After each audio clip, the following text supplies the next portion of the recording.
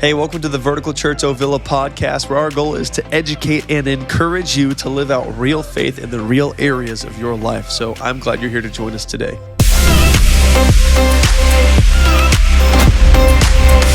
Hey everybody, welcome to the Thanksgiving season. It is right here upon us, and as we attempt to bring faith into our home every day, this provides one of those days. It's an easy on-ramp for that. There are certain times of the year, of course, it's easier than others: Christmas, Easter, Independence Day, and especially Thanksgiving. So if you're looking for some on-ramps and how to bring faith to the table, today we're going to talk about that on our podcast, a little more short, brief today, so that you get what you need to help you with your family at Thanksgiving know how to bring faith to the table. It's a great time for that. Yeah. Real quick thing, actually, I read a book earlier, a few weeks back, about Abraham Lincoln and his life, and he was actually the president that declared Thanksgiving to be the national holiday. Wow, nice. And within that year and the years around that, he had actually called for national days of prayer and fasting. Wow. And then after what they had prayed for would come to pass, he called for a national day of giving thanks to God for it. And so then he established Thanksgiving as an actual. So it does have faith roots in it from the leader of the nation, you know, hey, let's set a day aside to where we give thanks to God for everything he's done in our life. It's good. Well, and it's so easy if you are not intentional with this for it to just turn into just the typical event. Family gets together, football, family eats together, family watches some football, and then some people who don't like football don't, and then people take a nap, and we eat again, and then, all right, good times. See you later. See you for leftovers tomorrow. Yeah, exactly. And then you miss out on the real purpose. The purpose of Thanksgiving is not just to eat, but to really be thankful to God. But someone has to take the lead in that. Someone has to be intentional. And what a great time to help the rest of the family, including your children, see this as a faith-based holiday and give thanks to God. So scriptures, of course, point to that. There's multiple in the scriptures. Psalm 78:4 says, "We will not hide them from our children," the things that God has done, "telling to the generation to come the praises of the Lord and his strength and his wonderful works that he has done." So it's a great time to do that. And that really is the real life things that I think children pick up on when they hear, okay, we're thankful to God, but now I attach that to the things that have happened in our family this past year. They're making significant connections in their mind and their heart of God to those moments. So today we're going to talk about how do you do that at your Thanksgiving holiday. How do you encourage that kind of conversation? Because if you don't, people just naturally don't. Someone has to take the lead. Someone has to encourage it. So today I'm going to give you 5 questions that you can ask with your family that will encourage a conversation, actually, of thankfulness. So definitely. And so that's what we want to encourage for you. You know, if this is something you've done before, we want to give you new questions that will, you know, relight the fire of, and yes, hey, I want to ask this for my family in a new way. I don't want to hear something new, not just the same old answers. Hey, what are you thankful for? I'm thankful for my family. I'm thankful for my church. That's good and nice. That's nice. But we want it to be something fresh. That's what we're always here at Vertical. That's what we're talking about. Don't tell me 5 years ago's story, but today's story. What's God doing now in your life that you're thankful for? So if it's something new and different in your home, that might be a little bit of a challenge. So what would you say to the person who maybe this is the first year they're saying, man, I really want to take this step? What do you do? It's a great question. And we're finding a lot of people, they are either first-generation Christians or they're first generation to really bring their faith home in practical, tangible ways actually like this. Living out in their, like they may have gone to church growing up. Parents go to church, do the thing, read the Bible. But lived out on a daily sense, not just on a religious, when you're supposed to do it sense. So I'd say if this is new for you, then it's okay to acknowledge that. It's okay to even to get to that day and say to your family, hey, everybody, this is new. We're going to do something we've never done before. And it's okay to say, I'm kind of nervous about this. But I want to honor God on this day. And I want us to really give him our heart of gratitude. I think you just be honest about that rather than trying to cover it, rather than trying to act like you're not. Please don't downplay it. No. Don't be, hey, I just want to do this small little, it might be okay. Just be bold, honest. Hey, I want it this year. Let's start something new. Yep. I talked to, this is actually a family member of mine. I won't say who it is, but it's from my past. And they said, I wanted to have something special for Thanksgiving. So we all sit down at the table together. And I told them, I said, okay, we're going to go around the table. And I want you to say one thing you're thankful for and one thing that you're not thankful for, that you're kind of upset about with other people in the family. Oh. That's a good. I'll start the day off. That's a good one, just to make everyone uncomfortable. That's the number one. Don't do that. Don't do that. So, not the best. If this is new and different for you, it's okay just to say that, acknowledge it, and move on with that. So I would say that definitely sounds very easy for if it's your immediate family. You know, it's you, your spouse, and your kids, and you're like, man, I want to do this. This is a good thing. Yep. But let's say for the family let's just say for the family that's hosting Thanksgiving, and there's going to be extended family coming in or friends coming in, and they're not Christians, they're not believers, and they may not share the same values as you. Yep. What do you say then? Do you just own it just the same, or do you say, hey, for those that are Christians, you can answer. If you're not a Christian, don't answer? Joking. Well, right. I think there's an honest place for this. I would say just because there are people who are not believers coming to your house doesn't mean you don't have to do this. Yeah. I'd say even more the reason to step up and say, hey, welcome to our house. Yeah. This is how we want to take this time to really honor God. Really and so I'm going to ask a question or two, and you're welcome to answer. You're certainly not required to, but this is our way in our home of honoring God on this day. It's your house. You get to set the agenda, and you should. And this is a great way to bring faith to your family and even to those who this may be completely foreign to them. Yeah. And what an opportunity for them to see your sincerity and your genuineness.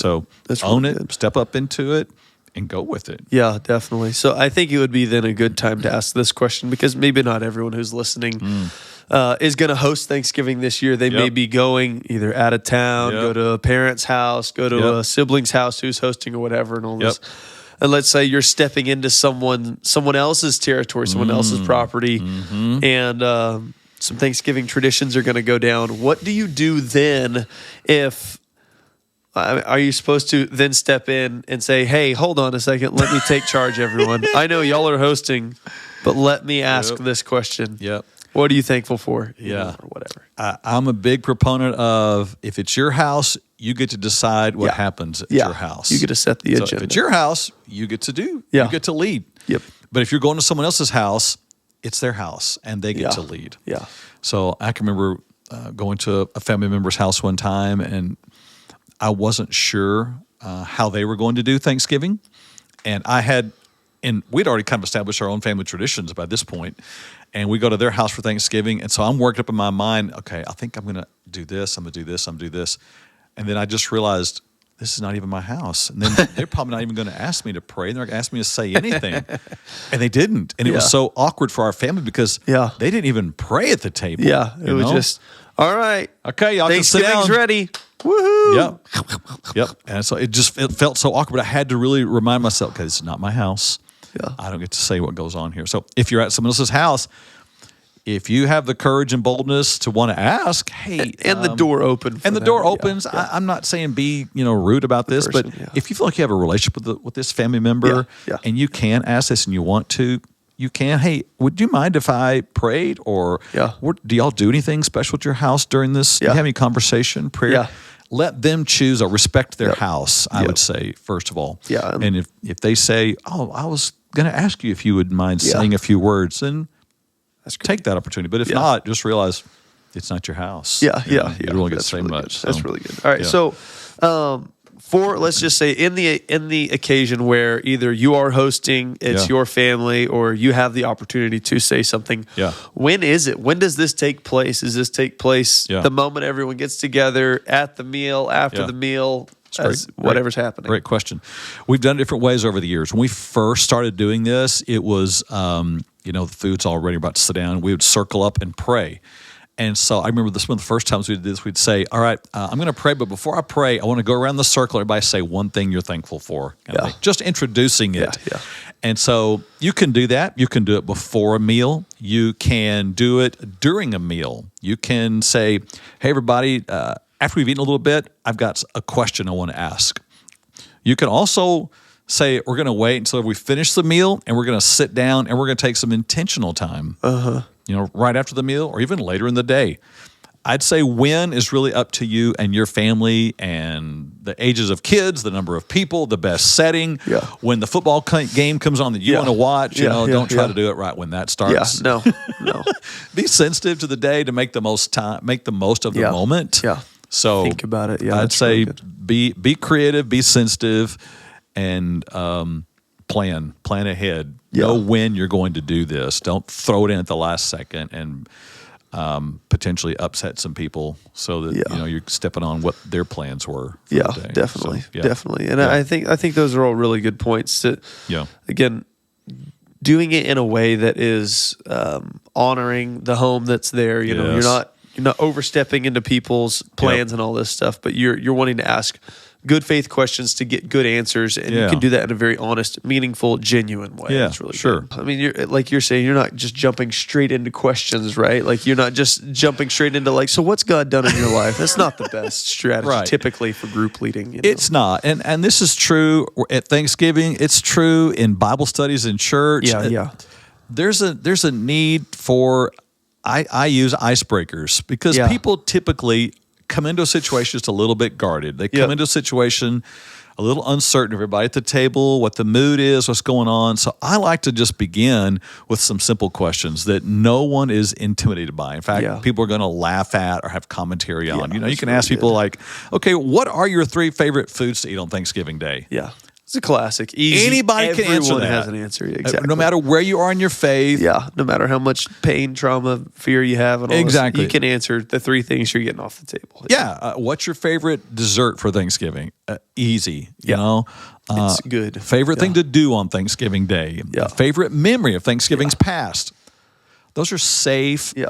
Those are they create an open environment, and then it prepares the way to be able to ask a more meaningful, deeper question. You want to have the level playing field. You want to just get people talking, get them comfortable, and show that there's some trust to be had there. Yes.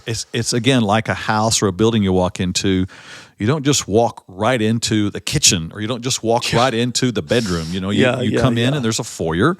There's this little space where you slowly move into a house, and we do that in conversation. We should. Good conversation lead is that way. So I think the same is true for this. Good. If you want to have a good moment, then you have to prepare the way for this. You prepare the way with good, easy conversation to start with. That's super, super good. And it would be good, I would think, to,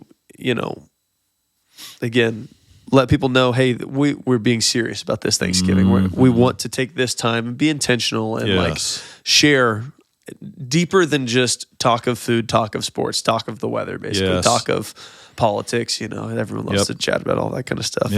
But to get somewhere serious and intentional and with depth. And so that's our goal with these questions, that we'll cover here next, is we want there to be growth in your family's relationship throughout Thanksgiving. And I'd say with these, you should be prepared ahead of time to know what you're going to ask. And it might be that you want to even prepare something ahead of time that they have at their placement. I've done that before. I've printed out the questions and put them on every person's place setting so that they knew while they were eating, okay, I'm going to think through these, so that I'm mentally prepared to answer these questions, or send them out as a text before the day. Everybody knows, okay, we're going to talk about this at some point today. Those are good. You can, if you're technology savvy, you can put it up on your TV screen, maybe, or something at your house. Or you can choose to not do any of these and just ask questions cold. But all of those are certainly options as you prepare for a moment that's special. So that's really good. So with all that build up, what are these questions? So here are 5 questions, and these move from what I'm going to call the safe and the simple to something that's a little bit more complex. And you, in your family, will know which ones you're going to want to or not ask, which ones are appropriate and which ones are more challenging. And I'll say of these 5, you might want to choose 1. Yeah. You might want to choose 2. You might want to choose 3. You might want to choose all 5. You might have time for that. Your family might be at a place where you can do that. Yeah. So with that, they move from the more simple all the way to a little bit more complex. A digging question you have to really think through and look to your heart for. So the first one is a very simple one, and it is, what is one thing that you are thankful to God for from this year? Yeah. That's pretty simple. Now, all of these are going to have a faith move to them. They're all going to be directing people toward faith and what God has done in their life. But that one is very basic. What is one thing you are thankful to God for from this year? And that last is the most important part to me, is that this year. Yes. Not just in your life, not just in general, but for this year specifically. Yeah, it's good. It's the thing I've observed over the year, and I know for myself as well, people will tend to choose the safe answer first. Yeah. They'll always tend to go with, I'm just thankful to be here this year. Yeah. That's great, Yep. I'm thankful for my spouse. That's great. But this one is worded in such a way, what is one thing that you are thankful to God for from this year? Yeah. So now you're kind of tailoring it down to something that has happened within this past year and something that has this God attachment to it. And so that's great. It may push the boundaries a little bit, but that's okay. And that's actually good. Yeah. So the second one is similar, but it is a little bit more involved or in depth. It is this. What have you learned about Jesus this year that you are thankful for? It's really good. That's another layer all of a sudden. Now we've got more specific, something about you and Jesus and him and what he's done for you, who he is. But that could be a very interesting question, and the conversation that comes from that, and just hearing people answer around the table can just be so encouraging, heartwarming, and maybe even surprising, honestly. Yes. Like, wow, that person's actually considering faith more than I thought they were. Yes, and I had no idea that was going on in your life, Yep. And, over the years, you'll begin down this path, and pretty soon there's tears that you didn't expect. Yep. And there's a moment that really happens. Good. And God shows up in that moment because you chose to honor him in it. He's gonna bless with his presence in it. So our third one is this. What is a way your life has changed this year because of following Jesus?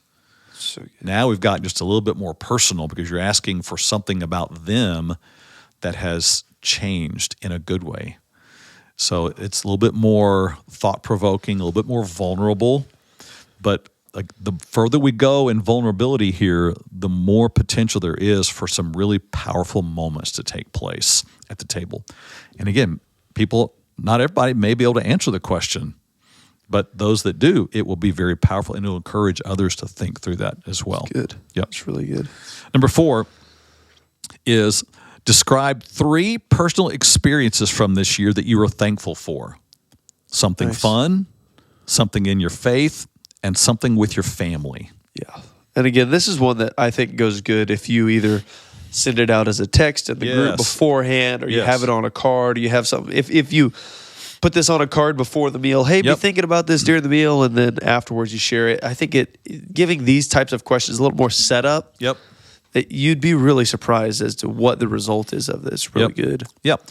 And the other thing that it does when you put it on a card and they write it, is it becomes something that they take home. Yeah. And it's a keepsake. Yeah. They put it in a drawer, they put it in a box, and years later they pull it out and like, I remember that day. Yeah. That was, that day that Dad said something. I remember, I'll never forget what he said, or I remember what my sister said that day. It was so encouraging, Those are great moments. And that's what a Thanksgiving Day should be. And then the 5th one is a little bit more personal, and it's this. Who are 3 people that have helped you grow in your faith this year? So now we've gotten to something more personal, and usually will lead to an experience. They'll not only tell about the person, but there'll be a why. There'll be a moment. There'll be a time. They'll recall a conversation, and there'll be something that will come out of that moment. But it provides this open door for people to talk genuinely about a real life experience where God met them in that spot. So there are untold number of other questions that you could ask, and you could create variations of any of these.